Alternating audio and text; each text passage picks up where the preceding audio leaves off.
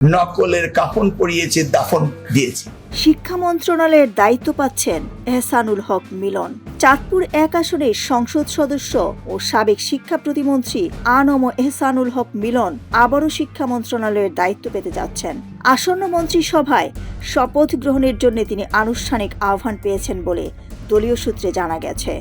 এর মধ্যে দিয়ে দীর্ঘ বিরতির পর তিনি পুনরায় শিক্ষা খাতে নেতৃত্ব দেওয়ার সুযোগ পাচ্ছেন। মিলন এর আগে ২০০১ থেকে ২০০৬ সাল পর্যন্ত বিএনপির নেতৃত্বাধীন সরকারের সময়ে শিক্ষা প্রতিমন্ত্রীর দায়িত্ব পালন করেন। ২০২৬ সালের ত্রয়োদশ জাতীয় সংসদ নির্বাচনে তিনি চাঁদপুর ১ আসন থেকে সংসদ সদস্য নির্বাচিত হন। বর্তমানে তিনি বাংলাদেশ জাতীয়তাবাদী দলের নির্বাহী কমিটির আন্তর্জাতিক বিষয়ক সম্পাদক হিসেবে দায়িত্ব পালন করছেন। ১৯৫৭ সালের ২৬ মার্চ চাঁদপুর জেলায় কচুয়া উপজেলায় জন্মগ্রহণ করেন এহসানুল হক মিলন। প্রাথমিক ও মাধ্যমিক শিক্ষা শেষে তিনি ঢাকা বিশ্ববিদ্যালয় থেকে রসায়নে স্নাতক ডিগ্রি অর্জন করেন।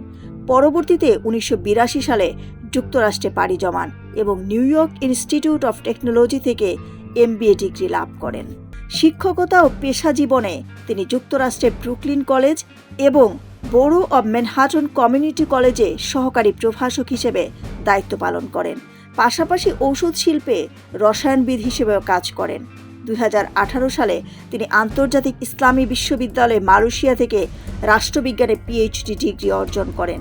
তার গবেষণার বিষয় ছিল বাংলাদেশের আর্থসামাজিক উন্নয়নে কারিগরি ও বৃত্তিমূলক শিক্ষা ও প্রশিক্ষণের ভূমিকা। রাজনৈতিক জীবনে এহসানুল হক মিলন ১৯৯৬ সালের জাতীয় সংসদ নির্বাচনে প্রথমবারের মতো চাঁদপুর ১ আসন থেকে সংসদ সদস্য নির্বাচিত হন। ২০০১ সালে ৮ম জাতীয় সংসদ নির্বাচনে তিনি পুনরায় জয়লাভ করেন। শিক্ষা খাতে পূর্ব অভিজ্ঞতা ও গবেষণাভিত্তিক দৃষ্টিভঙ্গির কারণে নতুন মেয়াদে তার সম্ভাব্য দায়িত্ব গ্রহণ নিয়ে রাজনৈতিক অঙ্গনে আলোচনা চলছে। ডেস্ক রিপোর্ট, সোনালী নিউজ।